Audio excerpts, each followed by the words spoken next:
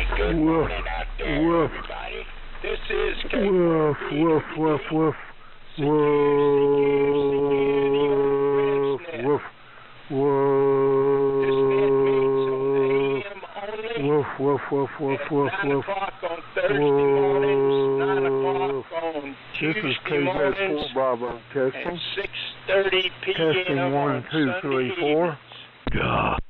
7:15 or thereabouts. Test. I hope I'm feeling close. Test. CQ, the old friends Test.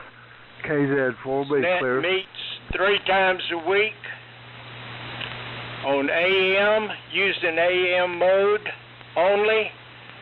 Our old receivers are kind of hard to switch quickly to sideband, so we use AM only. So I hope everybody's having a wonderful day. I've had about 1/3 of an inch of rain, and I sure am glad to see it. So I'm showing 3715. CQ, the old friends net, and I will stand by for calls. Good morning, Lee, WA4LLR. N4LQ. 4ARK. KZ4B. K4GDN. KN4R. WB4NKL.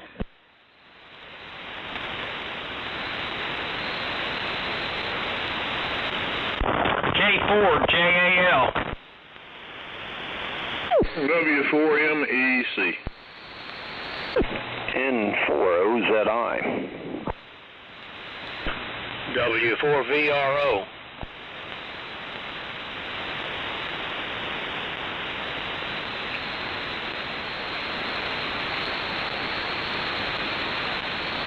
Okay. Signals are good. So far, here's what I got.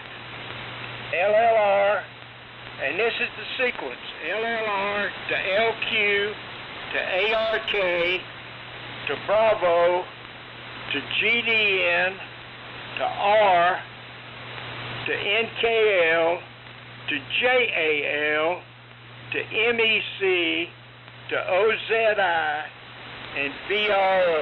Who else do we have?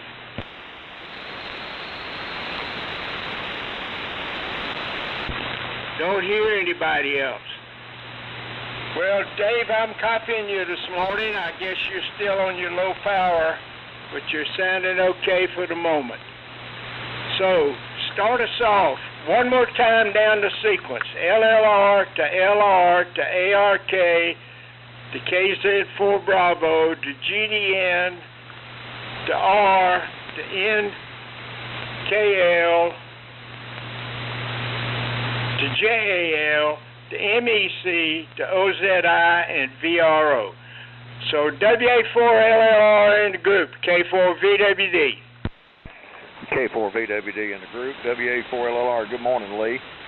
Some QSB, but hopefully it'll smooth out here in a little bit. We got 52 degrees, mostly sunny skies, a little bit of fog, and the leaves are beginning to turn more rapidly now that we're getting some cooler weather.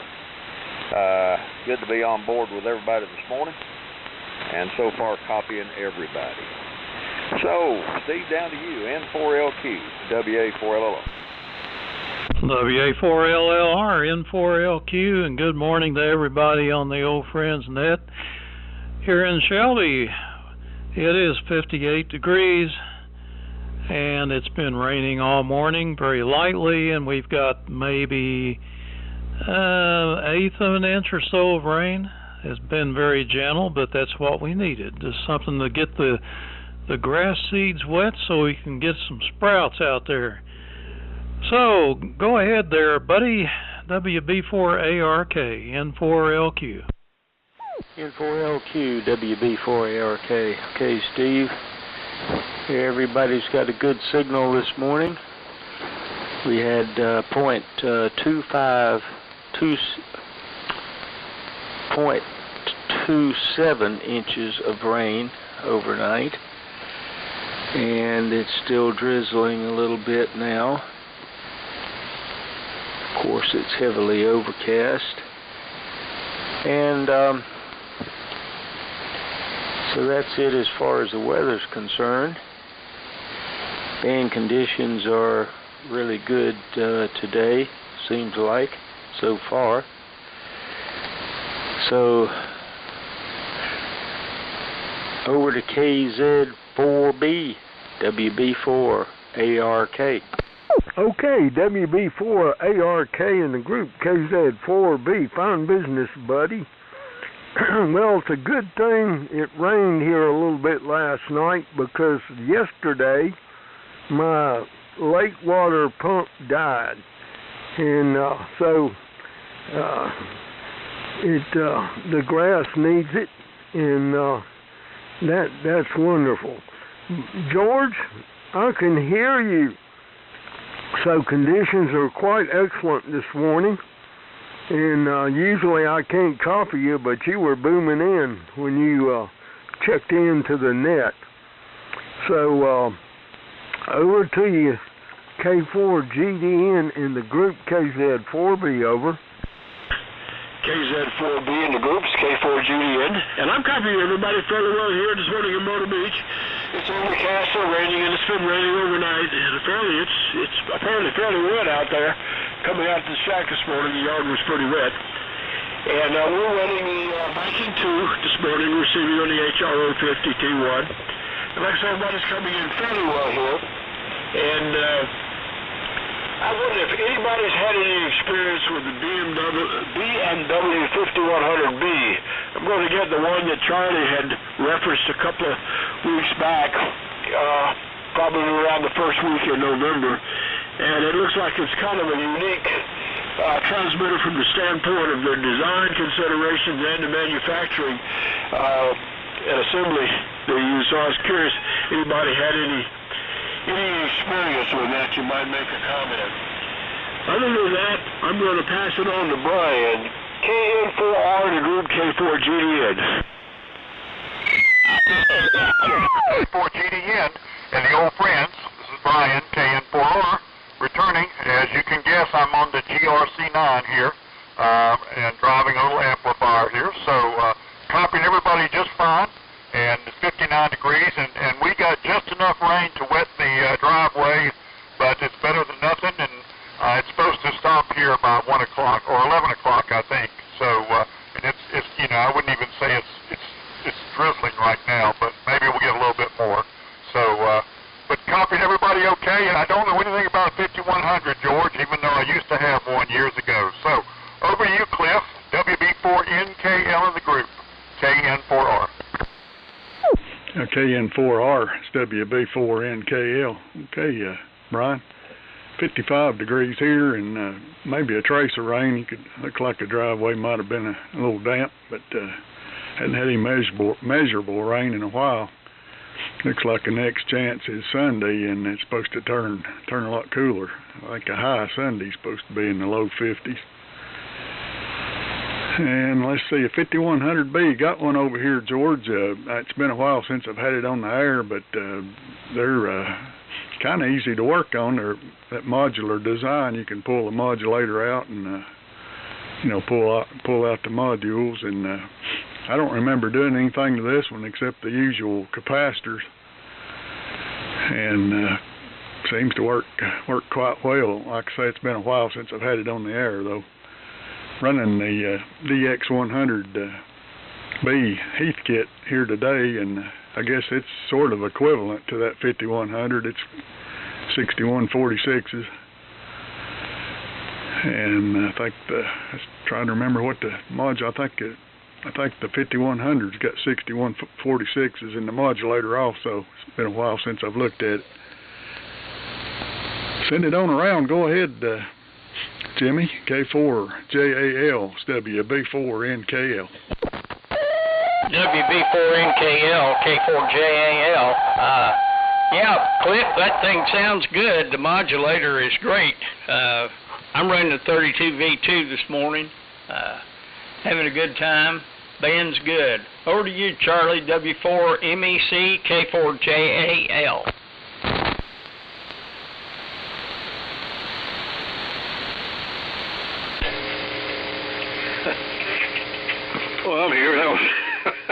just walked over to the kitchen real quick, turned the volume up. As soon as I got there, you turned it over. K4JAL in the group, W4MEC, real good. George checked in pretty strong, but he dropped down quite a bit on that transmission. Everybody else seems to be doing okay. It's about 58 degrees here. It rained last night. Well, I don't think we got as much as some of you fellas did. Looked like we were on the little edge of it there as it went through, but it was needed. So that's good. Let's see, no, I'm not on the ART-13 today. That's still a work in progress, getting it set up with the receiver. And I've got a BC348 to put with it, and I'm checking it out. And it hadn't been on in a while, but I have to check that, see, make sure it's working. And that's about it right now. So I'm trying to identify an oak tree by its acorn. That's what I had a little bag of acorns, and I was walking to the kitchen to go get them and bring them back here and compare them to the pictures on the computer. But trying to figure out what kind of oak tree they have at the campground down there we stayed at, and it seems like red oak is the most common on the coast, but it doesn't agree with that information. So we've got an investigation going on here. So let's see. Over to Chuck. N4OZI in the group, W4MEC. Okay, Charlie, W4MEC in the group, N4OZI. Well, good luck on identifying that acorn. That's, I've got some, I think I got an oak trees here. Also got some sweet gums and other types of hardwood here. And they're starting to ripen this time of year and dropping on my roof at around 4 a.m. in the morning and waking me up. These big ones come off the tree and land on the roof, and seems like every fall I go through this. But it is 59 degrees here. We had about a little over 3/4 of an inch of rain yesterday and today. More rain supposed to come tomorrow. Not quite as much today, but we're supposed to have a bigger chance tomorrow. So we certainly welcome the rain, and it is definitely needed. Keep it going to my neighbor to the south who's got a real strong signal over here, Ray, W4VRO to take it. This is N4OZI. N4OZI. And the net, W4VRO. Thank you, Alan, and good morning. Good morning, Lee, and to everyone that's checking into the net this morning. The weather here is rain. Started raining about 4 p.m. yesterday, a very slow, steady rain, and it increased over the night. It rained all night. Stopped raining about 7:30 this morning. It was never a real heavy rain, but very steady, and we needed it. It's been dry for several weeks, so the rain is welcomed. Signals are good. Dave, good to hear you. I'm copying you, Dave, about 25%. I think you're in a different shack arrangement during your recovery, and you're not as strong as usual, but glad you're checking in, and trust you're getting stronger and healing quickly. Copying everyone else except George, and that's it. I can tell George is in there a little bit once in a while, but I can't copy him. Other signals are good and copying them very well. So the good conditions are welcomed. Change of time for the net made a little difference, and time of year made a difference too. So good propagation. Back up to you, Lee, K4VWD in the group, W4VRO. Okay, Ray, thank you. W4VRO, this is K4VWD. Do we have anybody else that would like to join us? If so, please call me now. K4VWD, N4QH, Iowa, Tacoma, over. Okay, go ahead and make a transmission and turn it back to me, and you got a good signal here in Greenville. Okay, QSL and 4QH here. Just want to say good morning. I'm going to ask Ray if Ray knows, or Ray can hear me down there. Ray, I need to know your sixth digit. I need to know your sixth digit. QRZ has it all wrong. They still have your PPH up there in Anderson. So Ray, if you can hear me, if you can tell me your sixth digit. K4VWZ in the gang, and 4QH. Go ahead, Lee. Okay, very good. Well, Ray, you want to go ahead and answer that question, please. Over. Good morning, Lyle, N4QH and an W4VRO. Zip code is 30277, and that is the town of Sharpsburg, Georgia. Sharpsburg, Georgia, 30277. Good to hear you, Lyle. Good morning to you. I'm glad you checked in with us. Go ahead, Lee. Okay, yeah, it's good to hear Lyle, too. You made number 13 in the list. Does anybody else want to join us? This is K4VWD. Don't hear anybody. So, with that round, George, when George checked, I agree with Charlie. When George checked in, he was pretty loud. But during this transmission, there was practically nothing here. So I don't understand. But anyway, Dave, go ahead. And it's good to hear you, and I hope you get down to your shack soon. WA4LLR in the group, K4VWD. K4VWD in the group, WA4LLR. You and me both, Lee. I hate that everybody has to strain their ears to try to hear me with this puny little 25 watts out of a TS2000. But it's been a lifesaver because at least it's allowed me to get on and participate, and I'm thankful for that. But hopefully I can catch my wife's head turn and get down in the shack. She's scared to death I'll fall and kill myself. But I think I'm to where I can do it. But anyway, we'll see. We had 0.14 of an inch of rain last night, so that's better than nothing, and I'm thankful for it. And the leaves are turning. I'm going to say where I am next weekend, not this coming, but next weekend will probably peak out. And I'd say at the higher elevations, on the Blue Ridge Parkway, above 4,000 feet, this weekend's going to be pretty. But I'd say the main peak will be next weekend, is my guess. Anyhow, let's see here. A few things that's going on in our space weather. We've got sunspot count of 149. Our solar flux index is 158, and the K is 1.33. 10 meters has been really good for the last several days, so a lot of activity up there. Everybody's sounding good up here, and I agree with everybody else. When George checked in, he was strong and faded down, and of course I'm hearing some QSB. Anyway, a few things on this day in history. On this day in 1492, Columbus reached the New World. On this day in 1940, silent film star Tom Mix died in a car wreck in Arizona, if anybody remembers Tom Mix. This time of year must be a good time for terrorists because in 2000, the USS Cole was attacked by terrorists. On this day in 2002, terrorists killed 202 people in Bali. On this day in 1997, John Denver perished in an aircraft accident.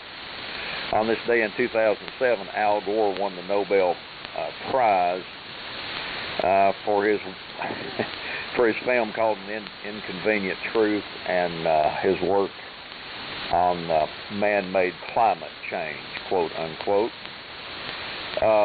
On this day in 1960, Nikita Khrushchev, in his speech to the United Nations, was beating his shoe on the desk and telling how he was going to bury us all. On this day in 1870, Robert E. Lee passed away. So that's just a few things on this day in history. So, yeah, George was asking about the B&W 5100.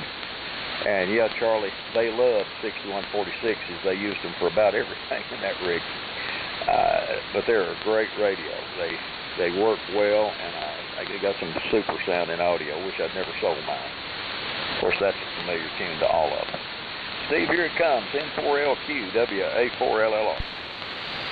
WA4LLR, N4LQ. Well, good copy there, Dave. No problem at all. And George, interesting on the B&W 5100 you're getting.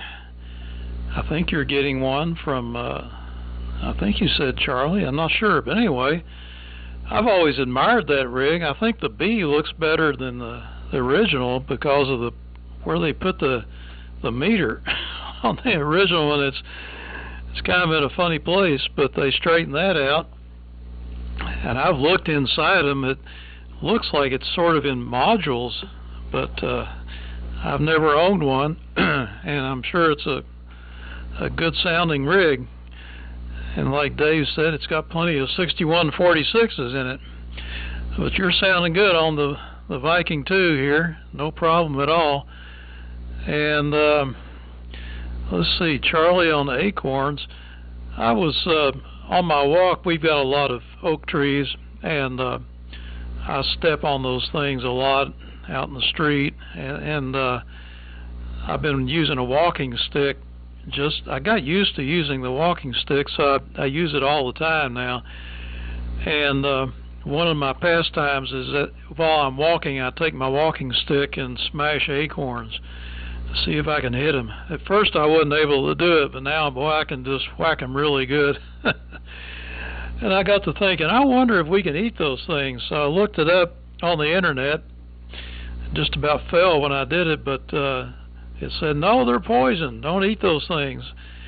And you got to run them through some kind of process and remove something before you can eat them.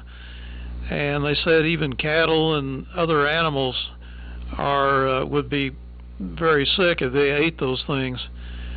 So I don't know. I don't think I want to bother to try to debug those things so I can eat them.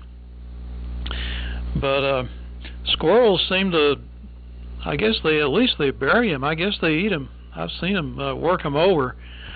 So they must be pretty tough little beasties. And Dave, okay on the terrorist, and I think we better get ready because somebody has managed to let them come in over here. So over to you, buddy. WB4ARK, N4LQ. N4LQ, WB4ARK. Okay, Steve. And Dave, your signal took a QSB dive at one point and almost completely lost your signal. You were barely readable, if that. So hopefully you will be down in your regular shack soon with your higher powered units.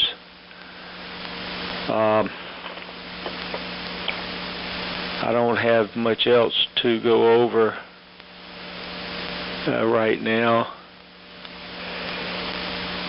I've been working with Butch Gibbons a little bit over in Gastonia. He's got a 32S3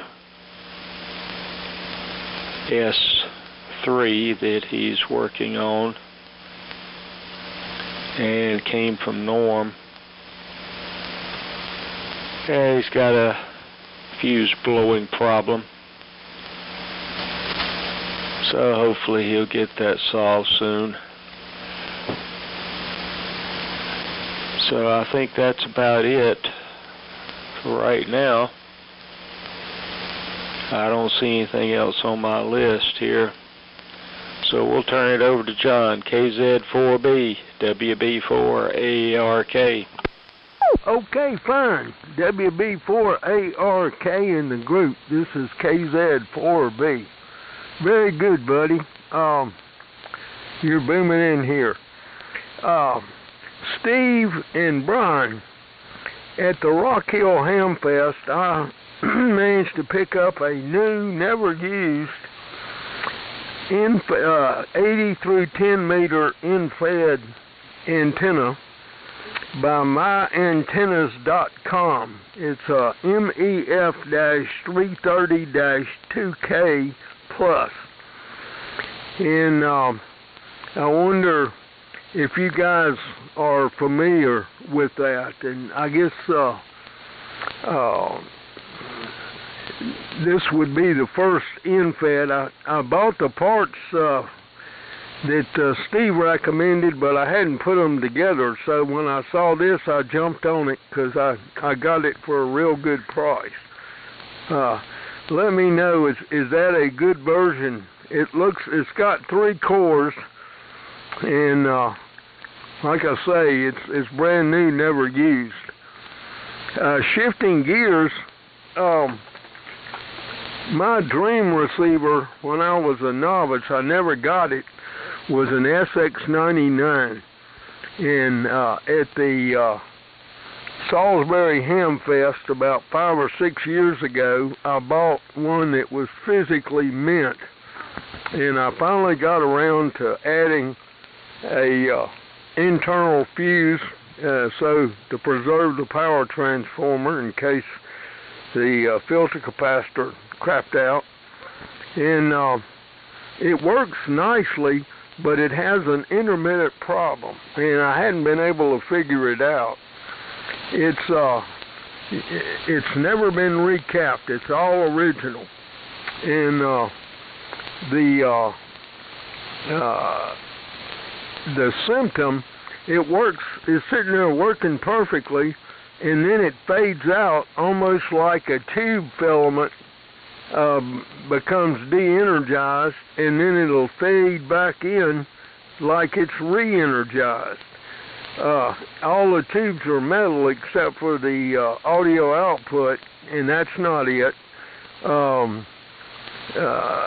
It just fades in and fades out. And so if anybody has any suggestions as to what that might be, usually when you have a bad capacitor, it changes instantaneously, sometimes accompanied by a click and sometimes not, but it's an instant good or bad.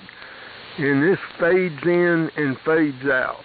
So all feedback on that is welcome. Shifting gears again, I had a 5100B, and it worked perfectly except the audio driver transformer for the modulator went open on me. In fact, it was open when I bought it, and so I got one from Hammond, and that fixed it.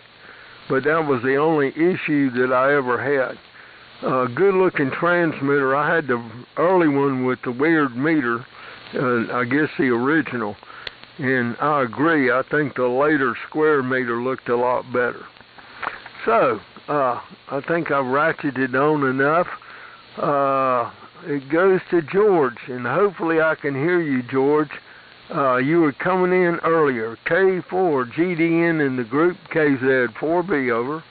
KZ4B in the group, this is K4GDN. Yeah, I copied you really solid that time, John, and most everybody's coming in here fairly well. Dave is weak, and QSB is getting him every now and again. Cliff is a little weak, too. And Jimmy is weak. Alan is very weak. Other than that, and Lyle, I didn't copy him too well. But appreciate the comments on the 5100B from everybody. And John, it will be interesting to see what you find with that receiver, that fading problem. And one thing I've noted about the 5100B, it is built in modules, and you can take the modules out rather easily, and allows you to do repairs on them if you need to. And in one case, you even have to have the buffer, the multiplier and final off of the chassis with the extension cables to really align that section of the transmitter. The transmitter's got 17 tubes. It's full of tubes. It's got 4 multipliers. Rather than using band switching coils or capacitors and a single multiplier tube, they got 4 separate multiplier tubes. You're right, it's full of, I think it's 68Q5s and 6146s. And it also has another feature that they came from the factory with a TVI low-pass filter, and apparently most of them were 70-ohm filters. You couldn't get a 50-ohm at no extra cost. And after the TVI not being issued, it was 50 so low. I'll probably just bypass that or either take it out and run the Pi network straight out and avoid having that in there, particularly if the one I get has got the 70-ohm low-pass filter in it. I noticed also that Johnson made an external low-pass filter, and they made both 50 and 70 ohms. So I'm just curious, I wonder what people were using for coax. The only thing I could think of was RG50 NORAD. And of course that was, that was fine for 100 watts, but I don't think I'm going to put a kilowatt on it. Anyway, be that as it may. Let's see. Brian is coming to you. KN4R and group K4GDN. George, very good. K4GDN and the Thursday old friends. Thursday? Yeah. This is Brian, KN4R returning. Okay, very good. Well, I've got some local noise here that just started up. Not sure why, but I'm still copying George 100%. And Jimmy, you're real loud up here today. I'm copying Alan. Ray sounds really good, and I even copied Lyle. So everything's good here. Just continuing to try to downsize a little bit and set up this downstairs shack. Looks like a nice day to work in the garage today. So I won't keep it. I'm going to pass it on over to Cliff. WB4NKL in the group. KN4R. KN4R, it's WB4NKL. Okay, Brian. John, on your SX99, that sounds like it could be one of the metal tubes. I don't know if you've tried changing any of those out or not, but yeah, that fading in and out slowly like that sounds like a tube heater. But if that's not it, I'd start dividing it up. I'd feed an audio signal into the volume control and determine if it's in the audio, and then if that's all right, I'd back up and feed it into the mixer, 455 into the mixer, and determine what stage it's in, or it could be losing B+. Worked on a SX100 for a neighbor out here. It had a bad 5Y3 that was acting sort of like that. It'd come and go, but it was open. The 5Y3 was opening up, but you could see it. Let's see, I've been working on a command transmitter. I'm going to try to get it on the air. Might try to fire it up or get it going, get it on the air, maybe run it here on the net Sunday if I can get it going. Got the command modulator with it. I've seen a lot of the transmitters. This is the first modulator I ever seen, and it belongs to a friend of mine too. I built a power supply for it, and I'm not going to use it, or he didn't have the dynamotor, so I built a power supply and try to get that on the air and get it back to him. I've had it here in the shop for a long time, and finally got around to messing with it. So send it on around. Go ahead, Jimmy. K4JAL, WB4NKL. WB4NKL in the group, K4JAL. Well, I'm hearing nearly everybody good except George, and Brian dropped off. I think a band is going bad on us a little bit. That'd be sad. But anyhow, I got stuff to do, so I'm going to 7-3 on out of here and turn it over to Charlie. W4MEC K4JAL.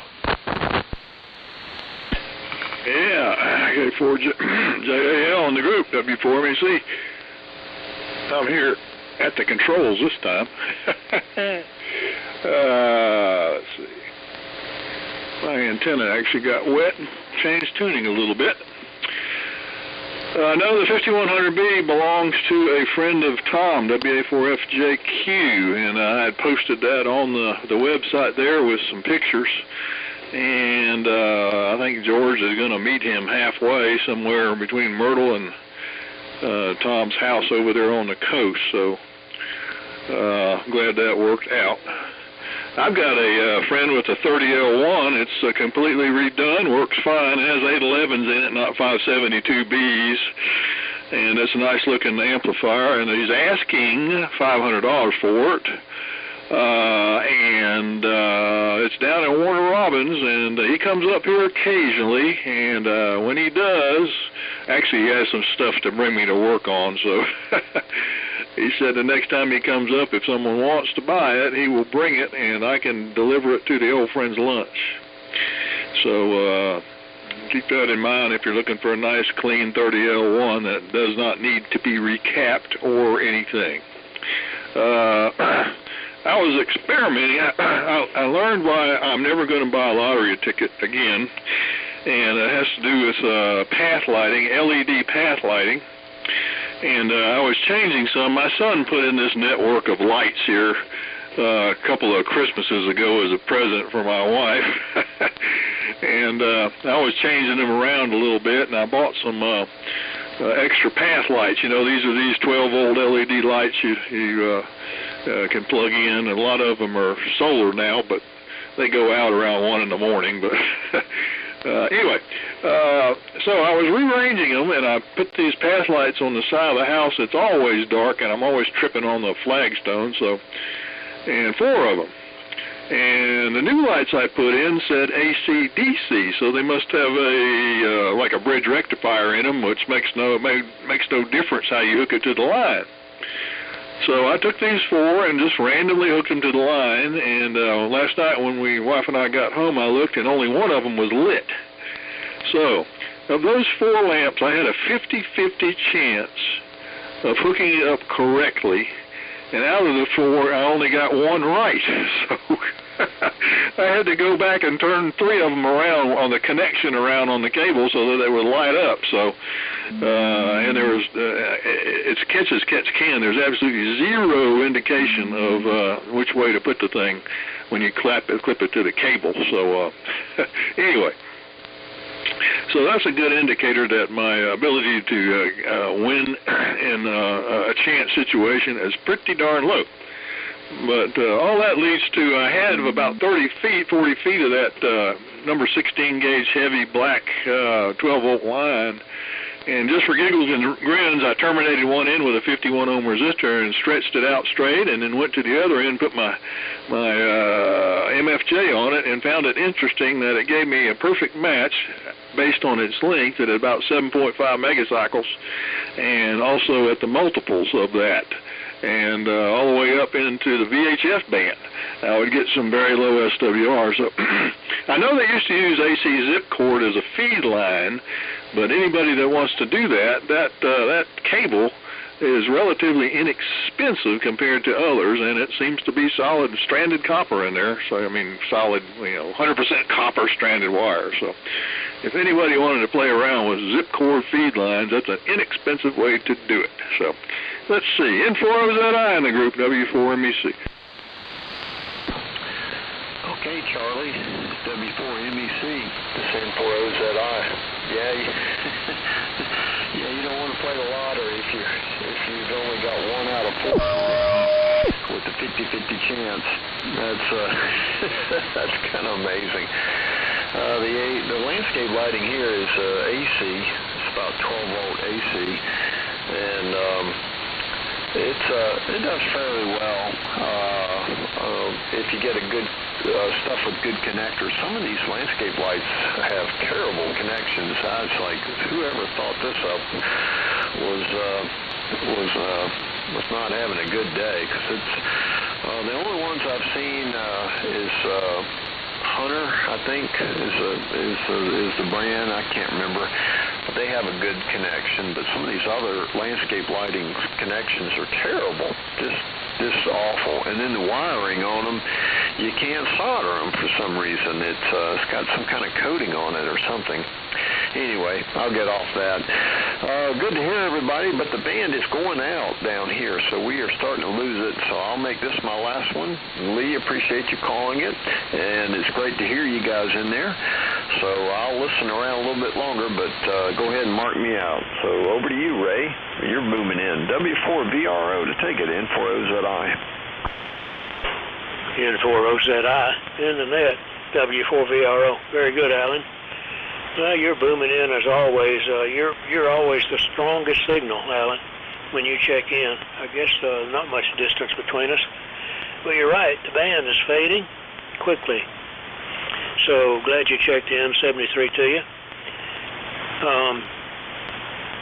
And Jimmy, if you're still listening, 73 to you.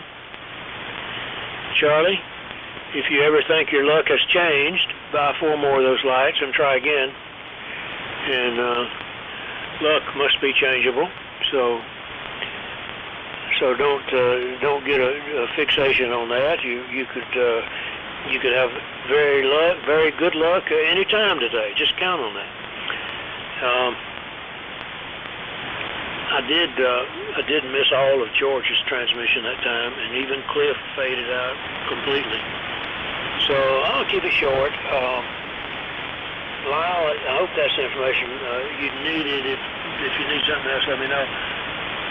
QRZ, even when I lived in South Carolina, QRZ didn't have anything correct listed with my call. And even stranger than that, I have never given QRZ any information. So figure that one out. Lee, thanks for calling the net. I've enjoyed it, and been a good net this morning. So, over to you, Lyle, and thanks for checking in. Hope all of you have a good week. N4QH, in the group, W4VRO. Yeah, W4VRO, N4QH. Okay, Ray, QRZ, you have to change it yourself on your profile. You have to put in your own information, which you can do. And your sixth digit is Echo Mike 73, Queen Juliet. EM73, Queen Juliet is your sixth digit. And you have to change it. QRZ only does your name and address. The rest you have to program yourself, which you can do in the profile. So, at any rate, conditions are getting a little weak here, so we'll say 73. Over to next control, or next on the list, I'm not sure who it is. This is N4QH in Toccoa, over. Okay, Lyle, you went way down that time. This is K4VWD. I'm only running 40 watts. So 73 to those that have signed out. So I guess, Cliff, you'll turn it to Charlie, and Charlie will turn it to Ray. I'm not sure whether Ray signed out or not. But anyway, we'll do a quick 7-3 round. WA4LLR in the group, K4VWD. Okay, Lee. Band's fading pretty quick. Thanks for calling the net. Hope you have a great day. Everybody take care. 7-3, God bless, and Lord willing, we'll look for you Sunday. So enjoyed it this morning. N4LQ, WA4LLR. Okay, Dave. N4LQ. Really enjoyed it. Everybody's coming in good here. I'm running the DX60, by the way, in case anybody is curious, and driving the AL1200 to about 200 watts carrier. So it's been fun. See you all later. And did have an answer on John's question about the antenna. The 330-2K Plus, that's their most expensive top of the line transformer for 80 through 10 only, not 160. So there you go. That's if that one doesn't work, then nothing else they have will, I guess. It's rated for 2kW, but it's sideband. It's they call it intermittent commercial amateur service, which means slot bucket, and 500 watts on FT8. I'm not sure why they use FT8, but that kind of gives you an idea if you were running ready or AM, 500 watts, which is plenty of power. Should work out for you okay. 73s, over to Buddy, WB4ARK, N4LQ. N4LQ, WB4ARK. Okay, Steve. Well, had some QSB on a couple of signals that time, and Ray, your signal dropped out at the beginning, but then came back up at the end, and you were perfectly copyable. So it's beginning to take its toll on some of the stations. Dave's signal dropped out at the beginning of his transmission, then came up at the end. Maybe he was activating the ether a little bit more at the end by the time he had finished his transmission. So anyway, looks like my frequency counter is not reading correctly for some reason. 3714.4. That's close enough. Thanks, Lee, for doing the net. And it would be helpful, I think, if we had a updated roster with some of the calls that newer calls that stations that are calling in now.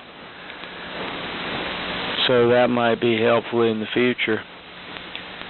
And John, I believe I would pull every tube in that 99 and check them just to be sure. I always like to do that with anything I purchase that's been used, and go through them and find out what's going on. You could have a gassy tube or inner electrode short occurring on a particular tube.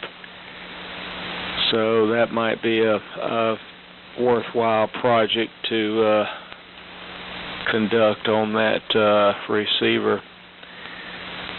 So with that, we'll say 73, everyone, and over to John, KZ4B, WB4ARK.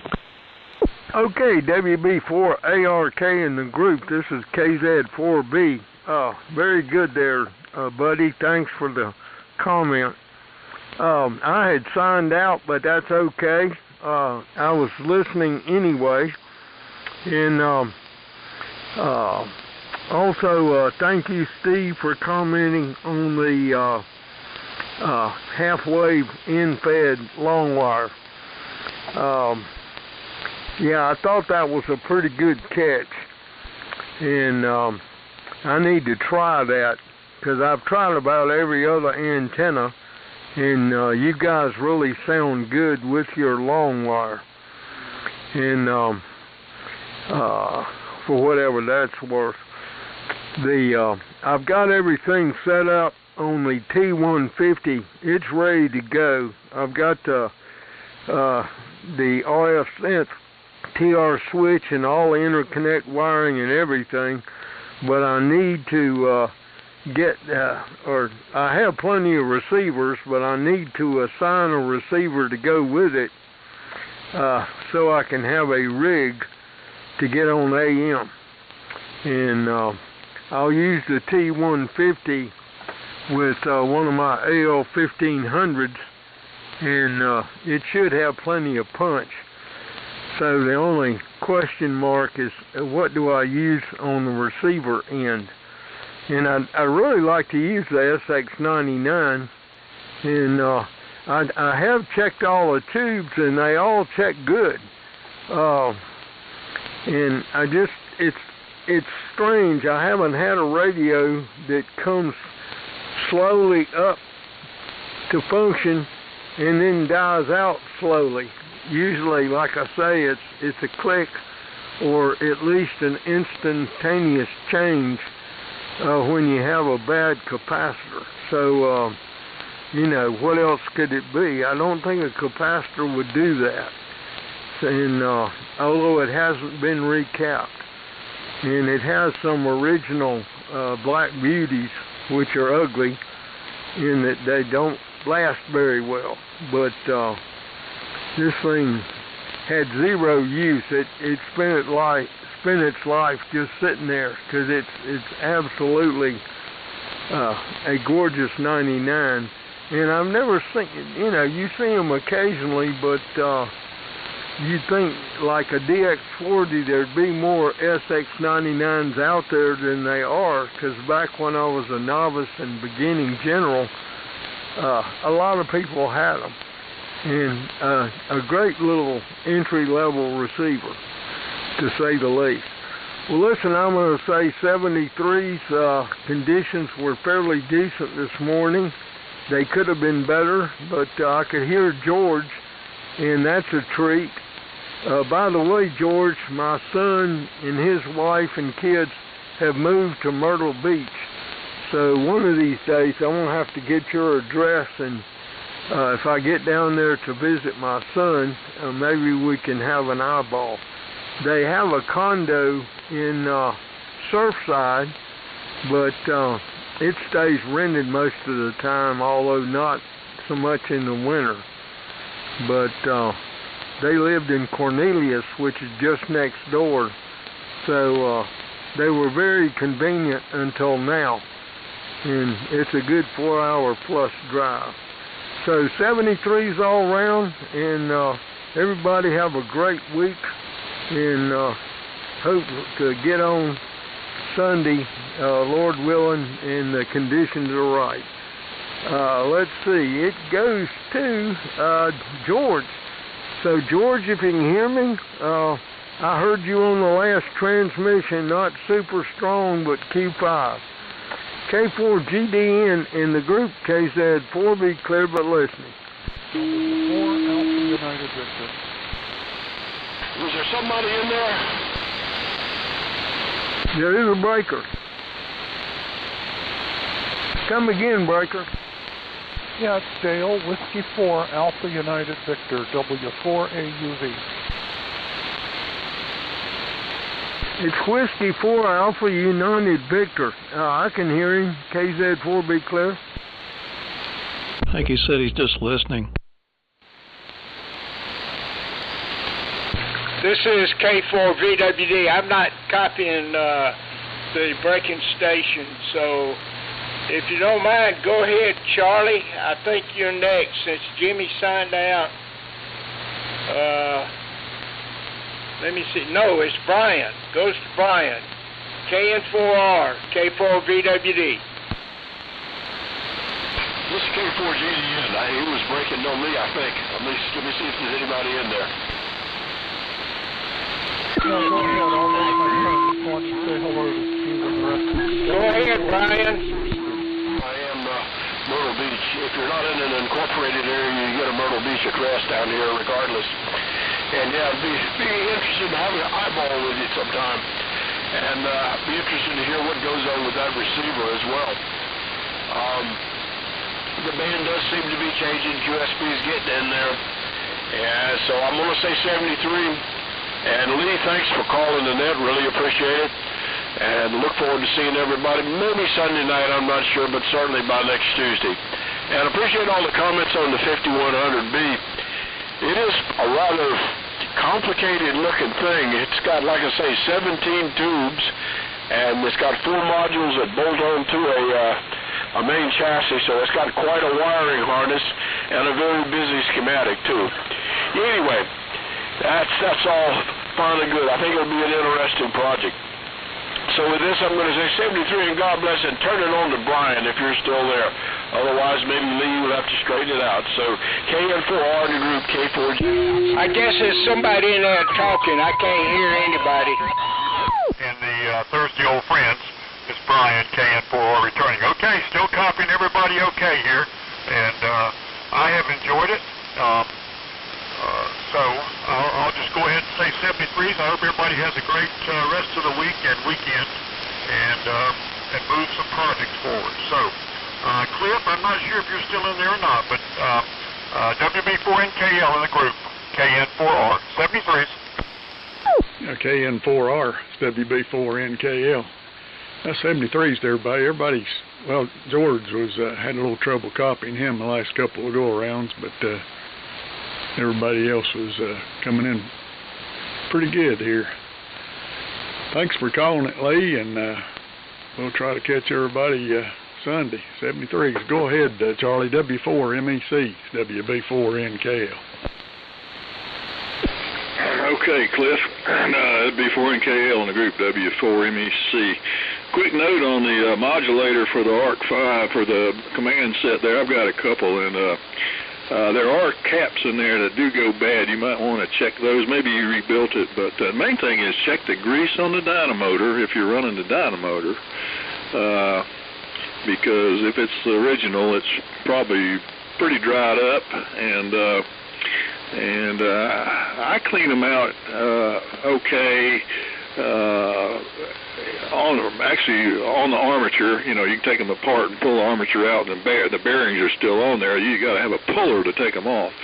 But I've cleaned them there okay, and re-greased them, and I use the Lucas high-speed wheel bearing grease, the red stuff, and it works very well in getting those bearings good, and spooling that thing up. I mean, it runs like 5,400 RPM, so it's turning in there. You probably know all that, but that Lucas grease is good. And John, if you got a receiver with black beauties or those black molded caps with banded like resistors and you're running it, you need to turn it off and change them out, because I guarantee you, if you find one good one in there, it will be amazing. And a lot of times they're in circuits that if they do go bad, they're going to cost you in several ways. You might lose a power supply or an IF can or something, an IF transformer winding. So be careful. And the one that's across the primary of the audio output transformer, the primary, is usually a high voltage one, like 1,000 or 1,200. Do not put a low value capacitor across that. You find at least one rated voltage wise as high as that one, or at some point it will pop on you. And that's empirically determined.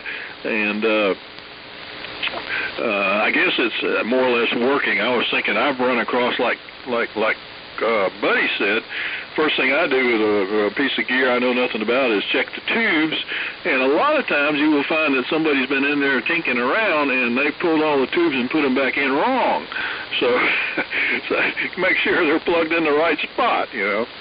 So anyway, that's about it on that. And let's see, I got one last comment about that low voltage wire for those LED lights. The wire is sun resistant and ground resistant, and the insulation is very heavy compared to the wire. It's very hard to strip it, and it would make an excellent dipole antenna. And it is copper. I don't know if it's hard drawn in there, but the outer case, probably that plastic, is probably a good sturdy support for it there, but it's an inexpensive way. 50 feet of wire is like $16 or $15, something like that, and that'll give you a 100-foot antenna by splitting it. Splits real easy, so that's some nice stuff for experimenting antenna-wise with. We'll see you fellas on Sunday afternoon, and y'all have a good rest of the week.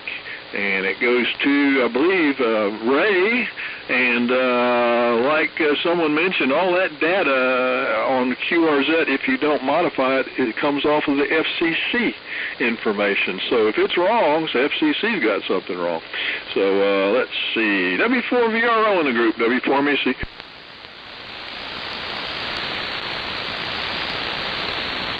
He must decide. Let's see, Ray, are you there or loud?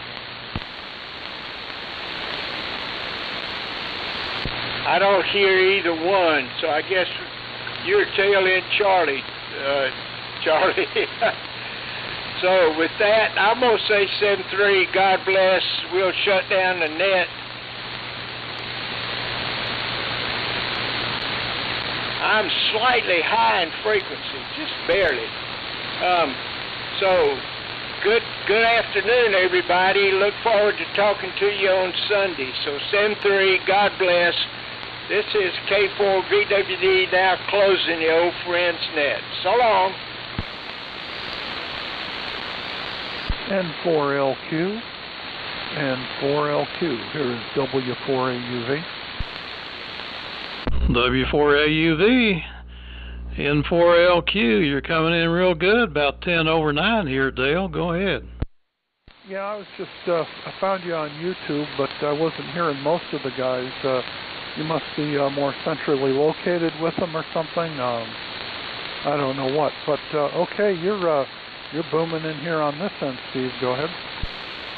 Yeah, likewise. Yeah, I don't know. No, I'm not really centrally located. I'm more off to the east. Then I think most of the guys are down in the Spartanburg corridor. So I am not centrally located, which may be an advantage. I don't know. I'm using the horizontal loop. I put a horizontal loop antenna up. It's been a long time ago. It's cut for 80 meters, 3 sides, 280 feet in diameter, feeding it with ladder line, homebrew, and it is almost 100 feet high on the corners. So that's what we're using here. Go ahead. You said you had it up 100 feet on the corners? Yeah, all 3 trees are 100-foot pines, and they are all kind of down the side of the hill a little bit, and the antenna is kind of up on the hill, so the height is kind of varies a little bit.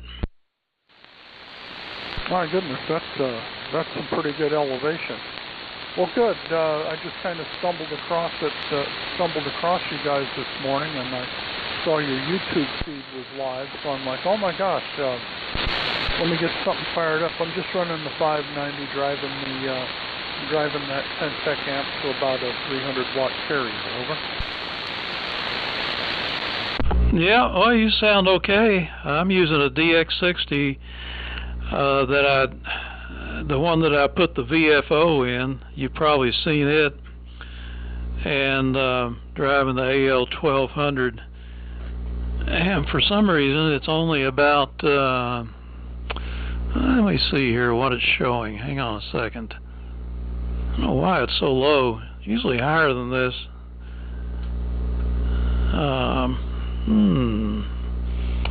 Yeah, that's about 150 watts. Oh well, it's kind of tired this morning, I guess.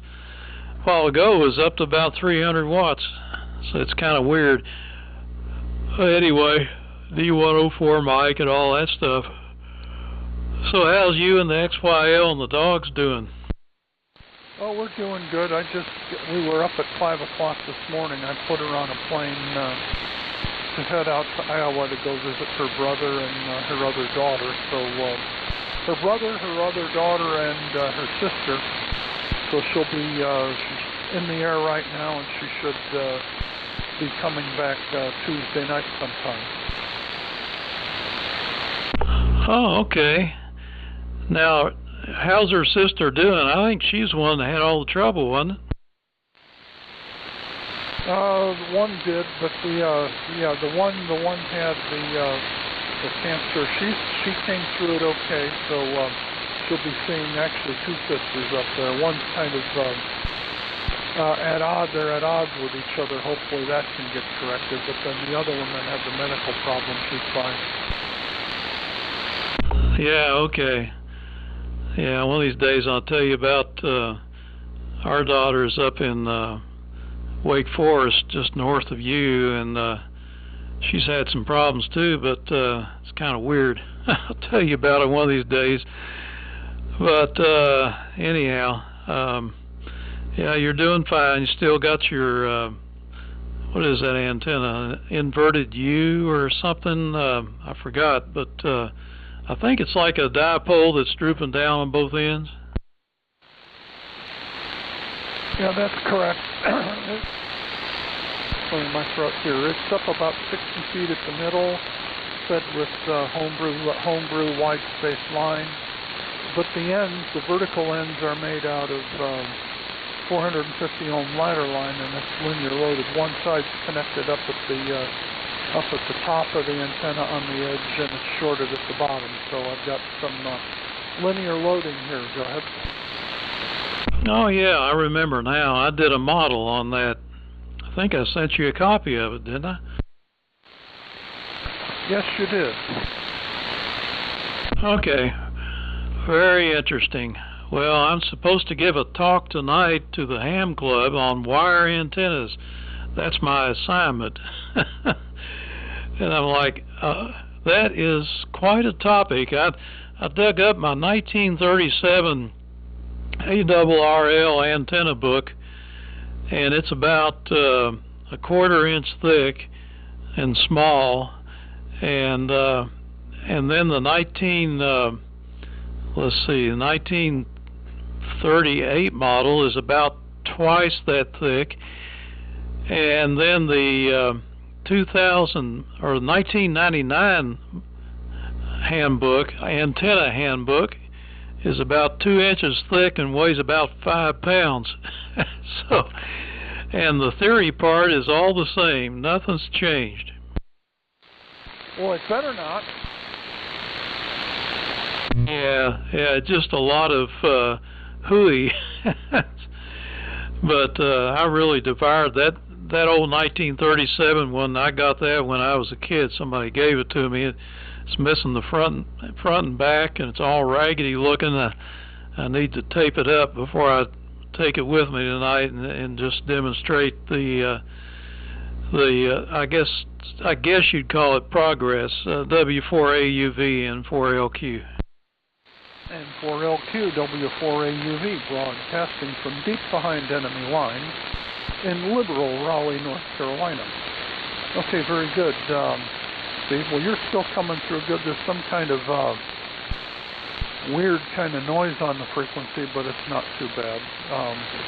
And I'm watching your SDR here. I'm kicking that thing up pretty good from here, and that's kind of a surprise. But anyway, let's see. Then all of a sudden the level went way down on the SDR. Whatever. Anyway, well, good. I'm fine. XYL's fine. The dogs are fine. They're up to their usual mischief. I'm still working part-time at the radio station, but not today. I need a break from it. N4LQ W4AUV. Okay, I kind of wondered about the radio station situation, and glad you're still gainfully employed and still have something to do in your spare time. Yeah, the word work is kind of out of my vocabulary. I haven't done that for a long time. Well, yeah, they kind of pretty much needed me. I had a tremendous amount of IT stuff that I had to straighten out. And on their FM broadcast, they never had RDS display for receivers that can do that. In other words, if you're playing Beethoven's Fifth Symphony, it'll say that on the display on your radio. I figured out how to make that work and got all that working. Yeah, well, I tell you, the band's getting a little noisy on me now. I think the S meter's a little bit too generous on this thing, because I usually run a 10 dB attenuator on it, but you're showing 30 over, but the noise is up there too. It's just kind of a I guess band noise or something like that, just the usual stuff. But I'm able to copy you okay, and you're on the 590. Is that did I copy that right? Well, that's correct. I have no AM transmitting gear except my DX40, and the power supply blew up on that the last time I had it on. It was actually when you sent me those crystals, I was messing with it, and the smoke came out. Oh gosh, I remember that.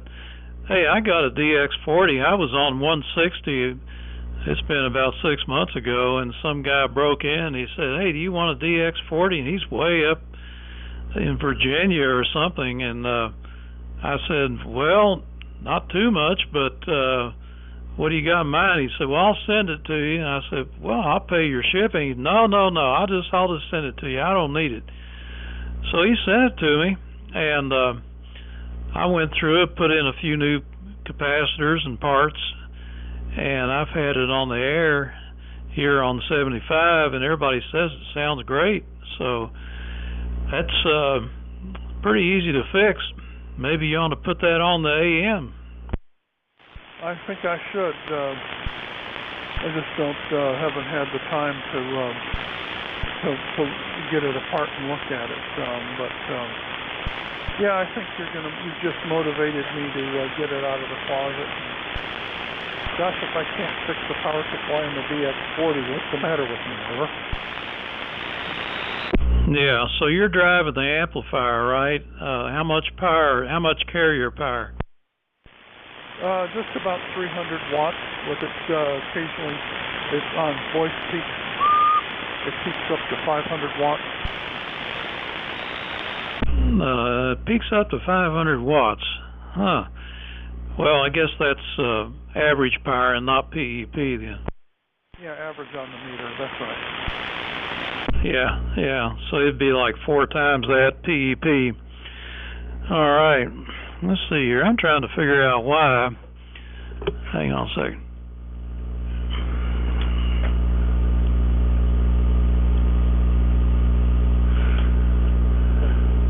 Well, I don't know. I guess it seemed like up on 3885 I was getting more power output. But, oh, I see. My SWR is 1.2 instead of 1-to-1. That changes what I see as far as power. It's a little tricky. N4LQ. Yeah, all right. Well, good. Well, that's a big antenna. You should do well with that. And then about a month ago or 2 months ago, I put up a little inverted V for 40 meters up at about 40 feet, fed that with ladder line. So now I have two big antennas up. Well, whoop-de-doo. Yeah, well, I enjoy going to the station to work. It's my fun retirement job, Steve.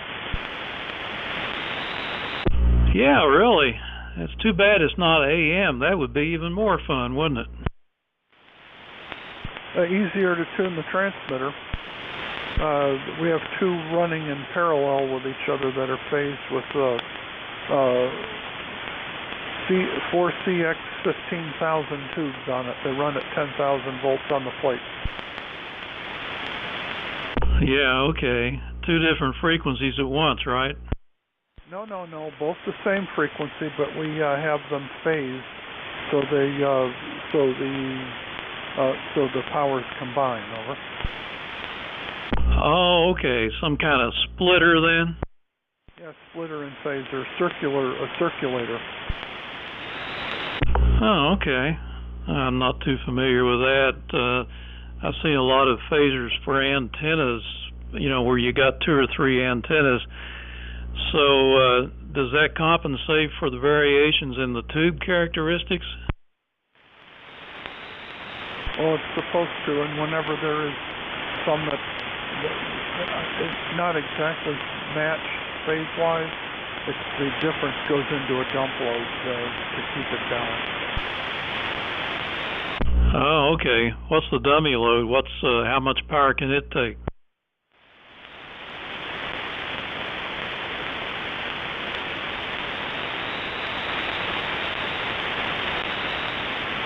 Yeah, did I lose you? The 2's for 75 meters, I think. I missed that. What'd you say? I said it's getting a little late in the morning for 75 meters, I think. Oh, you're still coming in here okay. I think I asked you about the dummy load. What was the power rating on it? 25,000 watts. Good. I'd like to have one of those. I'd settle for I'd like to have a dummy load that can handle 1,500, but good ones are expensive.